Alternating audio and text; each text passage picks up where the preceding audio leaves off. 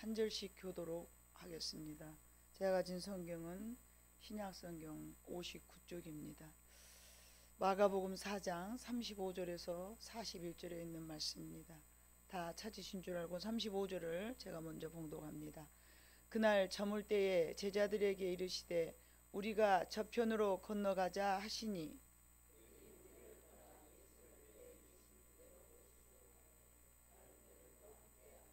큰 광풍이 일어나며 물결이 배에 부딪혀 들어와 배에 가득하게 되었더라.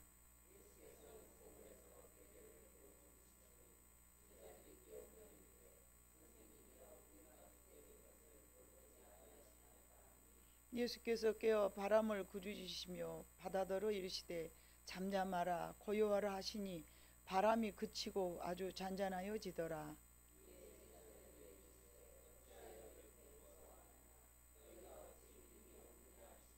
같이 읽습니다. 그들이 심히 두려워하여 서로 말하되 그가 누구이기에 바람과 바다도 순종하는가 하였더라. 아멘. 해년마다 우리가 살아가는 이 지구상에 항상 그 태풍이라는 것이 있습니다.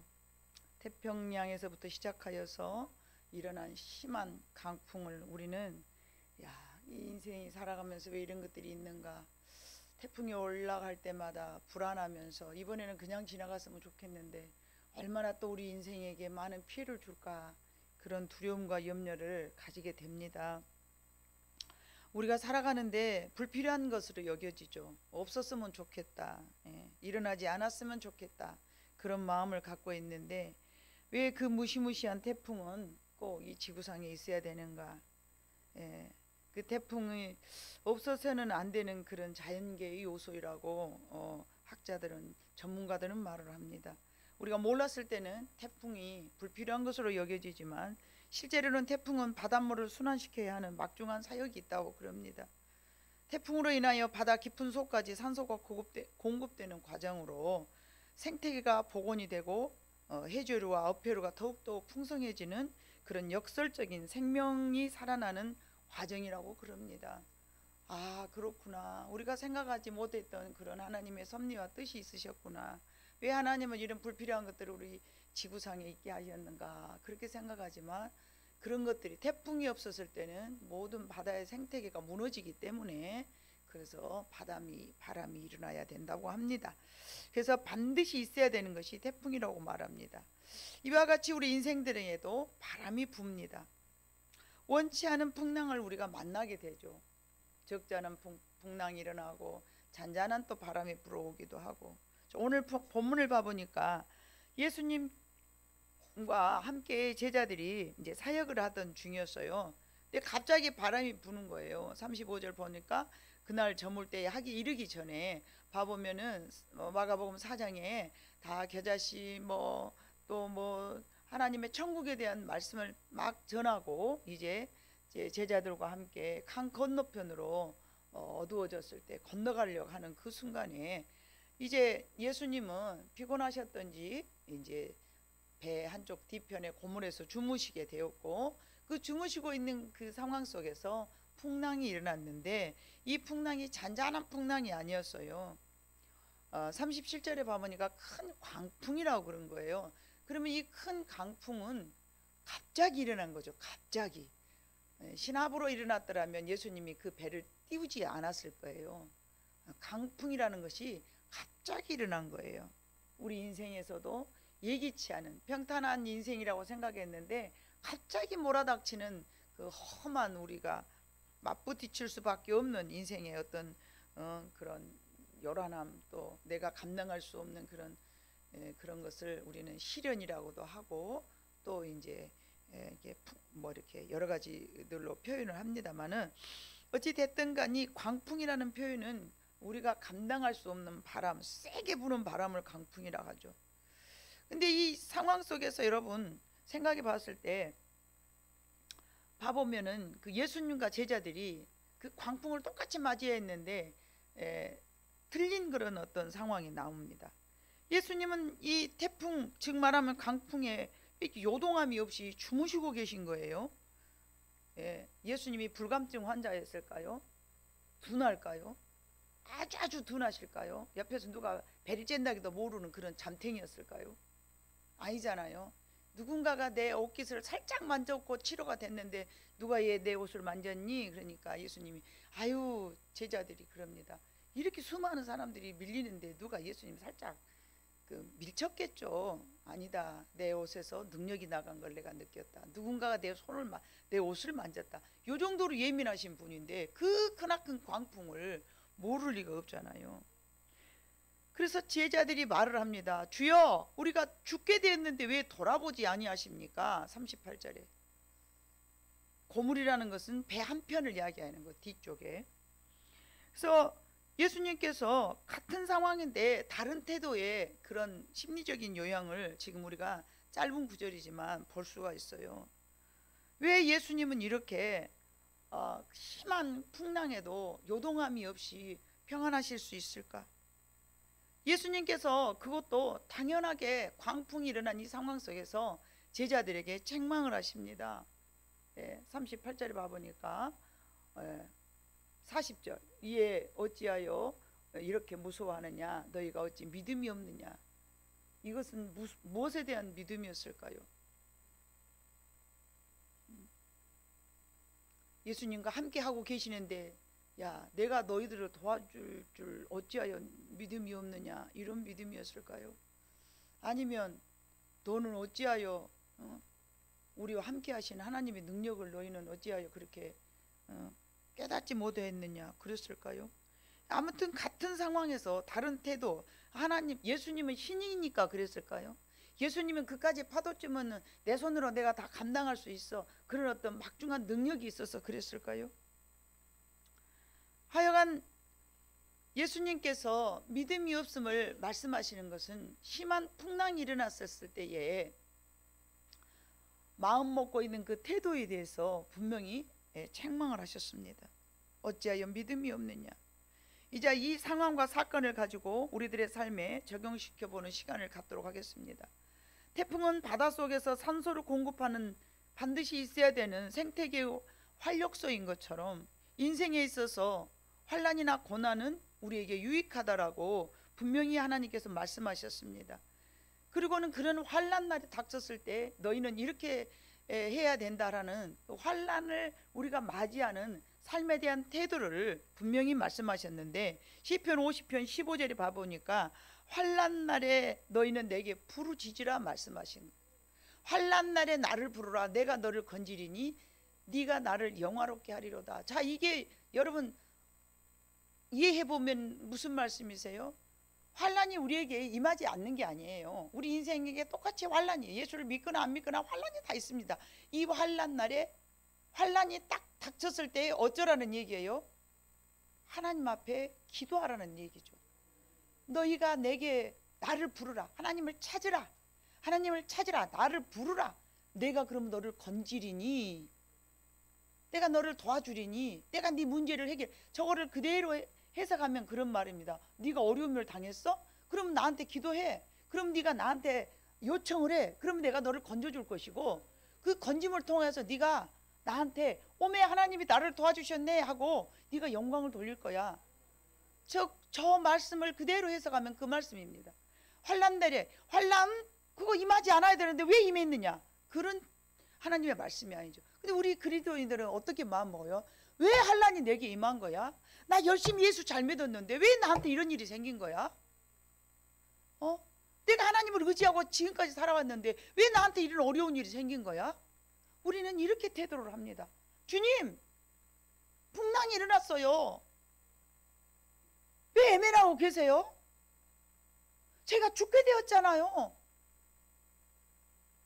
제자들의 태도와 저와 여러분의 마음속에서 어려운 일을 닥쳤을 때에 마음 먹는 마음의 태도가 다를 게 뭐 있습니까? 많은 성경에 기록되어 있는 내용은 우리들의 삶과 굉장히 무관하지 않습니다. 같습니다. 왜요? 인간의 마음은 똑같기나. 예수님이 2000년 전이나 하나님이 천지를 창조하시고 아담이 죄를 지은 그 이후로 인간은 다 똑같습니다. 어느 사람이라고 누구 뭐 흥부와 놀부의 심보는 5장 6부가 아니고 5장 7부라 그러잖아요. 하나가 뭐가 더 있다.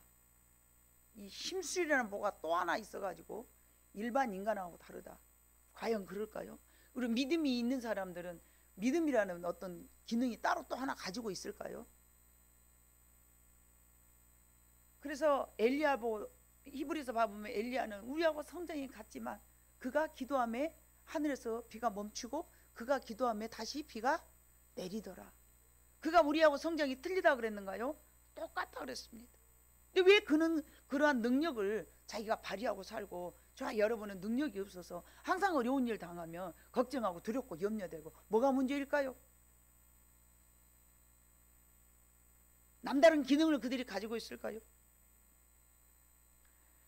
대부분은 여러분 지금 예수님께서 어찌하여 너희가 믿음이 없느냐 라고 말씀하시는 것은 야 내가 너와 함께 하고 있는데 왜 두려워 하느냐, 왜 두려워해? 내가 너희와 함께 하고 있지 않느냐. 빌보서 4장 6절로 7절에 봐보니까 우리가 어떤 어려움에 직면했을 때는 반드시 하나님을 찾아야 된다라고 이렇게 기록되어 있습니다. 같이 읽어봅니다. 시작. 아무것도 염려하지 말고 다만 모든 일에 기도와 간구로 너희 구할 것을 감사함으로 하나님께 아뢰라. 그리하면 모든 지각에 뛰어난 하나님의 평강이 그리스도 예수 안에서 너희의 마음과 생각을 지키시리라. 아멘. 봐보세요. 아무것도 염려하지 마라. 이거는 뭐예요? 환난과 어려움을 당한 우리 성도들에게 주님이 말씀하시는 거예요. 아예 어려움이 생기지 않는다는 말씀은 성경 어느 곳에도 없어요. 너희가 염려할 일이 생겼을 때에 다만 모든 일에 기도와 간구로 너희 구할 것을 무엇으로? 왜 감사해야 돼요? 이루어질 것을 알기 때문에 미리 하나님 저는 내 소망이 내 기도가 응답될 줄로 믿습니다 하는 감사함으로 하나님께 아뢰라 그랬어요. 그리하면 모든 지각에 뛰어난 하나님의 평강이 그 문제를 해결시켜 준다고 하지 않고 뭐라 그랬어요? 너희의 마음과 생각을 지켜주시리라. 무슨 마음? 두렵고 염려하고 근심되고 그냥 내가 막 파멸돼 버릴 것 같은 그런 생각을 하나님께서 지켜주신다는 거잖아요. 너희의 마음과 생각을 지켜주시라. 내 모든 문제를 해결해 주리라. 그게 아니라 너희 마음과 생각을 지켜주시리라. 우리 가운데 여러분 어떤 어려움이 생겼을 때 예수님같이 저렇게 파도가 일어났을 때에 예수님도 우리하고 똑같은 육을 가지고 태어났어요. 예수님이 두려워하지 않는 이유는 뭐예요? 내가 기도할 때 하나님이 나를 도와주실 것이라는 믿음을 갖고 계시는 거예요. 그래서 제자들에게 너희는 어찌하여 두려워하느냐? 믿음이 없느냐? 왜 무서워하느냐? 풍랑이 일어났으니까 죽게 생길 것을 제자들이 바라본 거는 뭐예요? 그 풍랑을 바라봤어요. 그러나 예수님은 항상 누구를 바라보고 사시는 거예요? 그의 모든 삶 속에서 하나님을 바라보고 삽니다. 저와 여러분이 하나님을 바라보고 산다면 어떤 상황 속에서라도 우리의 마음과 생각을 지켜주셔서 어떤 모든 상황 속에서 우리를 건져주실 하나님을 믿으면서 감사하게 될 줄로 믿습니다. 자, 인생의 광풍은 왜 준비하셨어요? 태풍이 바다에 있어야 된 것처럼 우리가 세상에 빼앗긴 우리들의 마음을, 우리의 시선을 하나님께 또는 영원한 천국으로 돌이키기 위함인 줄로 믿습니다.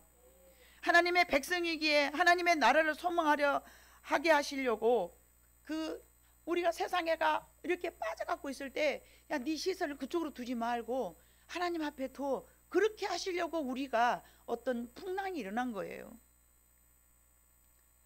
하나님의 나라를 우리 마음속에 회복시켜 주기 위해서 그 목적을 갖기 위해서 어려움을 주는 거예요.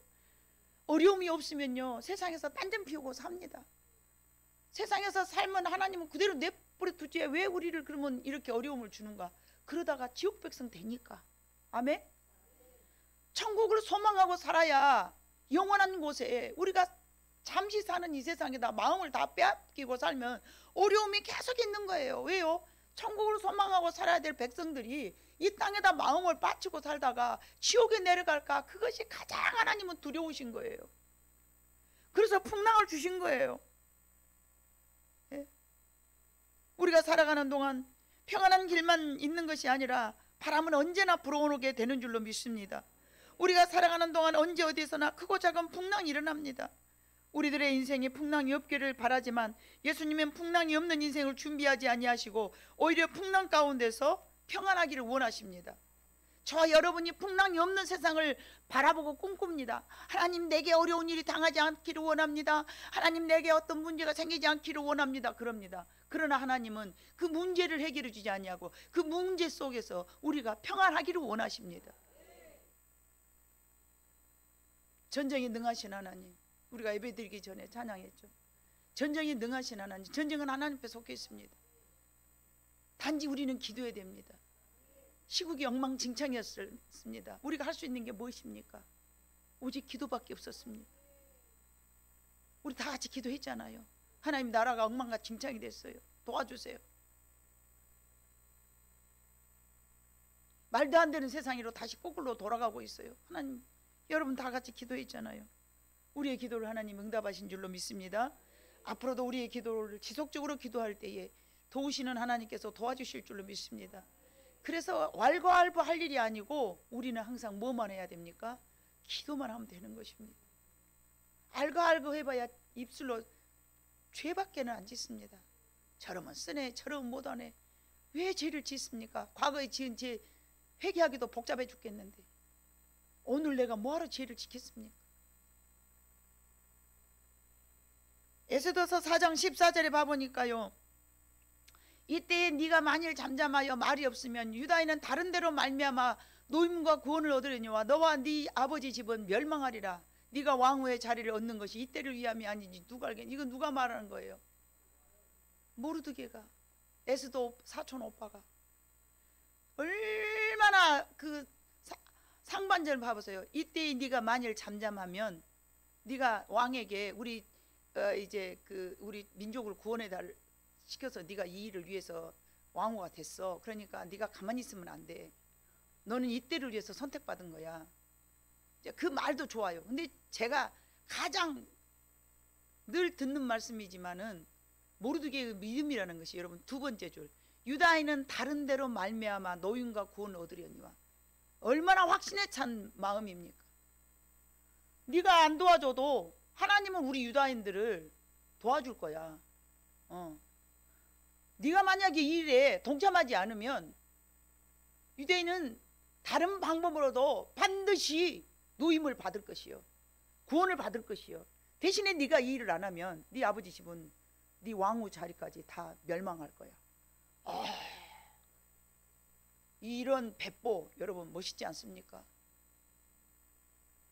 내가 누군가에게 어떤 어려운 일을 당했을 때 우리 저렇게 말할 수 있어요, 여러분? 네가 나를 안 도와준다면 분명히 하나님은 나를 도와주실 것인데, 네가 이 일로 인해서 나를 도와주게 된다면 하나님께 영광이고 네가 복을 받을 거야. 그러나 네가 안 도와준다면 어쩔 수 없지. 요런 여러분들의 믿음이 있어야 된다니까요. 모르드게 같이. 얼마나 멋있습니까? 저는 저 말씀 중에 가장 두 번째 구절, 네가 말이 많이 없으면 유대인은 다른 데로 말미암아 노임을 받고 구원을 얻겠지만, 이 확신에 찬 마음, 나는 반드시 유대인들이 구원받을 수 있다는 확신을 가진 이 모르드게의 신앙이 얼마나 멋있습니까? 예수님처럼 풍랑은 늘 있겠지만 바다 위에 있는 우리들의 삶이요, 우리는 바다 위에 사는 거예요. 항상 풍랑이 있는 거예요.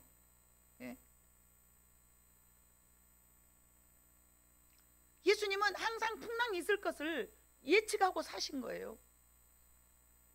우리들의 삶이 나는 고생하지 않아야 되겠다, 나는 좀 더 행복해, 좀 육체적으로 좀 즐겨야 되겠다, 이 자체가 여러분 우리가 상당히 모순되는 거예요. 항상 우리 인생에게는 풍랑이 있을 것이라는 것을 여러분은 우리는 두뇌 있으면 안 돼요. 항상 깨어 있어야 돼요. 어떤 어려운 일이 있을지라도 그 가운데에서 하나님이 도와주실 것이라는 그런 믿음이 있다면 우리는 항상 감사하게 될 줄로 믿습니다. 뱃사공이 파도를 무서워하면 좋은 사공이 될 수 없죠. 뱃사공이 파도를 무서워하면 어떻게 항해를 하겠습니까? 바람과 파도는 언제나 유능한 뱃사람 편이라는 영국의 역사가 에드워드 번이라는 사람이 말을 한 거예요. 어떤 상황이든지 그 환경을 바라보는 그런 해석하는 관점이 중요한 거예요. 모르겠처럼요. 반드시 이 일은 해결돼. 그러나 네가 아니면 또 다른 사람이 있을 거야. 이런 믿음을 가지고 이런 상황, 이 문제가 어떤 상황이 왜 이 문제가 나한테 생겼지? 아, 하나님께서 내 시선을 하나님으로 향하게 하시려고 이렇게 내가 이런 어려운 일을 당했구나. 그럼 다시 한번 우리가 우리의 마음을 하나님 앞에 오로지 하면 그런 문제는 어떤 상황 속에서 잠잠하게 해결될 줄로 믿습니다. 풍랑을 접한 제자들은 그들의 관점이 풍랑에 대한 두려움뿐이었습니다. 무서워 이 풍랑. 우리가 이러다 죽게 되는 거 아니야? 예수님, 우리가 죽게 되었는데 지금 뭐하고 계세요? 왜 우리를 안 도와주세요? 풍랑에 대한 두려움에 잔뜩 겁을 먹고 있었습니다. 그러나 예수님은 자연을 다스리시고 마음을 다스리시는 하나님 아버지가 나의 아버지라는 사실을 믿어 의심치 않았습니다. 어찌하여 너희는 믿음이 없느냐라고 책망하신 겁니다. 그래서 제자들에게 믿음이 없음을 책망하신 이 예수님의 언어, 말씀을 우리들의 삶 속에 우리가 받아들여야 될 줄로 믿습니다. 이스라엘 백성들이 애굽에서 가나안까지 가는 길을 여러분 봐보세요. 수많은 장애물이 있었습니다. 우리 인생도 마찬가지입니다. 우리는 이 땅에서 나그네처럼 광야에서 살고 있습니다. 첫 번째 홍해를 만났고요, 목마름을 경험했고요, 굶주렸으며 요단강을 만났고 여리고를 거쳐서 가나안으로 들어가는 긴 여정, 우리는 그 여정을 같이 안 사는 것 같습니까? 우리도 똑같이 그렇게 살아가고 있습니다. 광야 같은 세상에서 우리들의 삶 속에서 환경만 바라보고 조건만 생각하면 가나안에 들어갈 수 없습니다. 하나님을 믿음으로 바라볼 때 광야에서 구름기둥 불기둥이 함께 해주셨고요, 홍해를 마치 육지처럼 건넜으며 여리고성을 망치소리 한번 내지 않고 무너뜨렸습니다. 요단강은 제사장의 법궤를 메고 들어가는 순간 물이 멈추었고요, 수많은 장애물 앞에서 오직 하나님을 바라보고 믿음으로 살아간다면 하나님이 도와주시고 책임져 주실 줄로 믿습니다. 이것이 믿음이요 신앙인의 삶인 것입니다. 이게 없으면 우리가 살아가는 동안 인생이 불안하고 인생이 너무 힘듭니다. 하나님은 우리에게 모든 문제를 해결할 수 있는 키를 주셨는데 그게 바로 믿음이라는 것이었습니다. 마치 예수님께서 십자가에 죽으셨기에 부활의 영광이 있었던 것처럼 예수님이 십자가에 고난을 당하지 않았으면 우리에게 부활의 영광이라는 없지 않았습니까? 태풍을 통해서 생명이 살아난다는 것처럼, 모든 바다의 생물이 살아나는 것처럼 우리들의 삶의 장애물을 통해서 더 큰 꿈을 꾸며 희망찬 내일을 여러분 설계하게 될 줄로 믿습니다. 두려움이란 사탄이 심어놓은 악의 씨앗입니다. 다시 한번요, 두려움이란 사탄이 심어놓은 악의 씨앗입니다. 모든 사람은 다 두려움에 사로잡혀 있습니다. 그러나 두려움을 능히 우리가 감당해내기를 하나님은 원하신 줄로 믿습니다. 욥기 1장 11절과 22절 쭉 봐보니까요, 이제 주의 손을 펴서 그의 모든 소유물을 치소서, 그리하시면 틀림없이 주를 향하여 욕하지 않겠나이까. 이건 누구가 말이에요? 사단이 하나님 앞에 욥을 흔들어서 소유물을 싹 없애버리라고 그래요. 그러면 하나님을 욕한다. 사단은 항상 우리에게 하나님 앞에 대적하기를 원해요. 야, 너 이 정도 됐어? 너 그렇게 예수를 잘 믿었는데 네 이 정도 됐어? 하나님 욕해. 그걸 우리에게 사단이 요구하는 거예요. 22절 봐볼까요? 이 모든 일에 욥이 범죄하지 아니하고 하나님을 향하여 원망하지 아니하니라. 욥은 1차 시험 잘 통과했습니다. 여러분, 우리가 시험을 보잖아요. 1차 시험 합격했어요. 2차 또 준비하잖아요. 우리 인간도 마찬가지.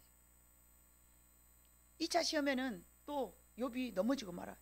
여러분 2장 3절 봐봐요. 욥기 2장 3절. 여호와께서 사탄에게 이르시되 네가 내 종 욥을 위하여 보았느냐? 그와 같이 온전하고 정직하여 하나님을 경외하며 악에서 떠난 자가 세상에 없느니라. 네가 나를 충동하여 까닭없이 그를 치게 하였어도 그가 여전히 자기의 온전함을 굳게 지켰느니라.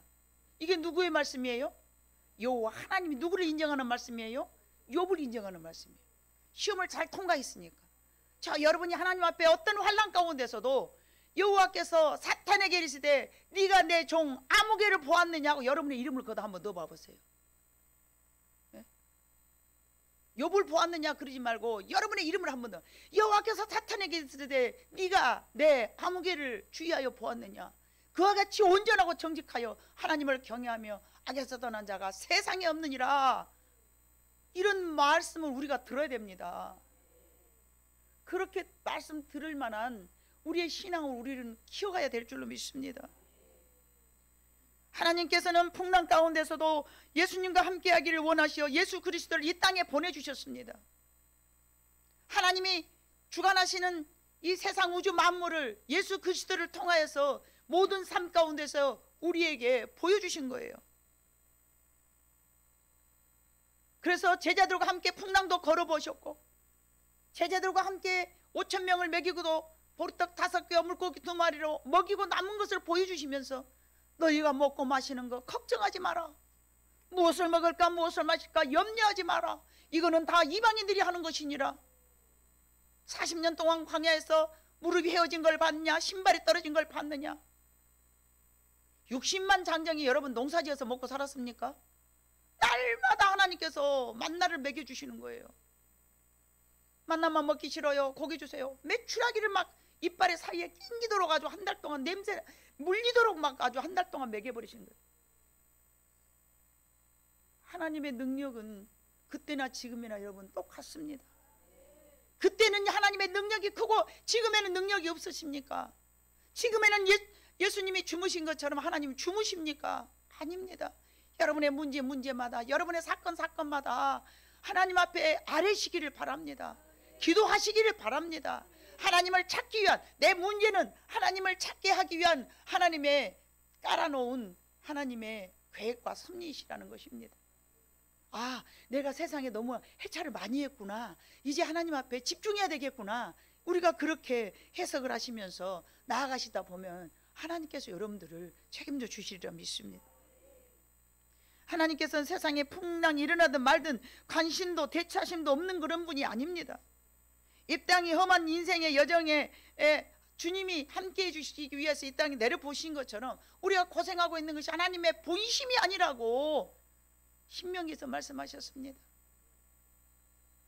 우리가 고생하는 것이 하나님이 그것이 마땅히 여기고 그것이 본심이 아니에요. 그것이 풍랑 많은 이 세상에서 살아갈 수 있는 유일무이한 방법이에요. 여러분 이사야 9장 6절로 7절에 봐보니까 이는 한 아기가 우리에게 낳고 한 아들을 우리에게 주신 바 되었는데 그의 어깨는 정사를 메었고 그의 이름은 기묘자라 못살아 전능하신 하나님이라 영존하시는 아버지라 평강의 왕이라. 이게 누구를 말씀하시는 거예요? 예수 그리스도를 말씀하는. 7절을 봐봅니다. 그 정사와 평강이 더함이 무궁하며 또 다윗의 왕자와 그의 나라에 군림하여 그 나라를 굳게 세우고 자금 이후로 영원히 정의와 공의로 그것을 보존하실 것이라. 만군의 여호와의 열심히 일을 이루시리라. 아멘. 하나님은 오늘도 쉬고 계시지 않아요. 평강의 왕이신 예수 그리스도의 그 다스리심이, 영원히 다스리심이 오늘 이 땅에 지금도 열심히 세우고 계십니다. 우리의 심령 가운데서, 저 여러분의 마음속에서 어떤 풍랑이 일어나도 다스릴 줄 아는 능력의 사람으로 하나님은 채워가신다는 말씀이십니다. 풍랑이 일어나고 험하여 내 생명 위험을 느낄 때 우리는 예수 그리스도를 체험해야 될 줄로 믿습니다. 풍랑이 일어나지 않았으면 이 제자들이 예수님의 풍랑을 다스림을 체험을 했겠습니까? 체험할 수가 없었습니다. 예수님은 누구시고 어떤 분인가 머리로 지식으로 아는 것이 아니라 내 인생의 풍랑을 잠잠케 해주신 예수 그리스도를 체험해야 될 줄로 믿습니다. 시편 17편 7절로 9절에 봐보니까 주께서 죽게 피하는 자들은 그 일어나 치는 자들에게 오른손으로 구원하여 주시는 주여, 주의 기이한 사랑을 나타내소서. 나를 눈동자같이 지키시고 주의 날개 그늘 아래 감추사 내 앞에서 나를 압제하는 악인들과 나의 목숨을 노리는 원수들에게서 벗어나게 하소서. 다윗의 고백입니다. 우리는 고백해야 됩니다. 기도해야 됩니다. 원수 마귀를 다스리라고. 그분은 만물을 다스리는 만왕의 왕이십니다. 그분의 본문의 제자들이 함께 하시는 예수님을 깨웠습니다. 주님, 우리가 죽게 되었나이다. 여러분의 문제 앞에서 주님을 깨우십시오. 주님 깨우세요. 하나님, 내가 지금 이렇게 됐습니다. 나를 도와주세요. 풍랑을 통해서 예수님의 관계가 회복될 줄로 믿습니다. 어려움을 통해서 여러분이 하나님과 관계가 회복되는 놀라운 축복이 임할 줄로 믿습니다. 가정이나 교회나 국가나 민족이 환경과 시대의 바람 앞에 함몰되지 않고 바람을 잔잔하게 하시고 만왕의 왕이신 아버지 하나님께서 우리의 시선을 항상 하나님 앞에 고정하기를 원하신 줄로 믿습니다. 이 땅에 예수님께서 오신 이유와 목적입니다. 풍랑 인생에 있어서 인생의 일부분으로 여겨야 합니다.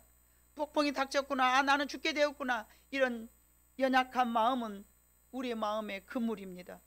그렇게 하나님도 없고 아무것도 모르는 인생처럼, 예수 그리스도 없는 인생처럼 두려움에 사로잡혀서는 절대로 안 됩니다.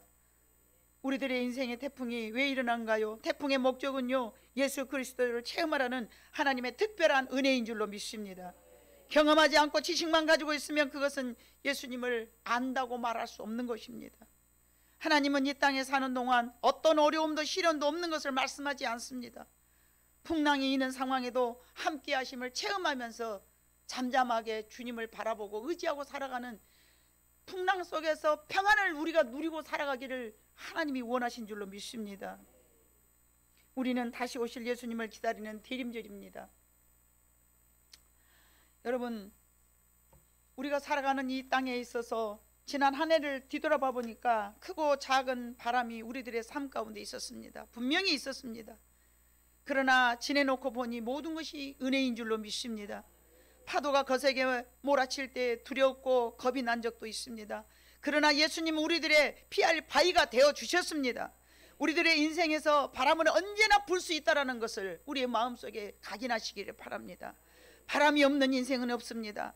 다만 풍랑 가운데서도 흔들림 없는 신앙인이 되기를 우리 하나님께서 원하실 줄로 믿습니다. 넘어졌다면 다시 일어나면 되는 것입니다.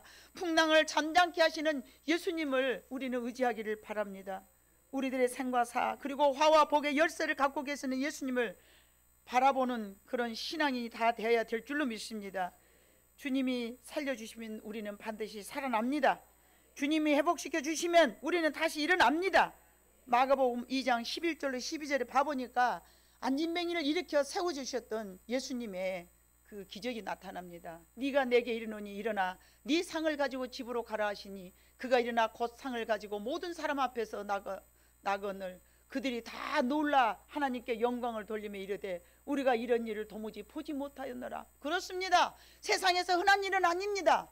예수 믿는 우리가 내 삶이 쓰러졌다 할지라도 다시 일으켜 세울 만한 믿음이 있는 사람을 하나님께서 말세에 참 찾아볼 수 있겠느냐고 물어보셨습니다. 말세의 지말에는 참 믿는 자가 복이 드물다고 말씀하셨습니다. 자, 일어나 걸으라 했을 때에 그 말씀을 듣고 우리가 걸어간다면 일어나는 기적을 체험하게 될 줄로 믿습니다.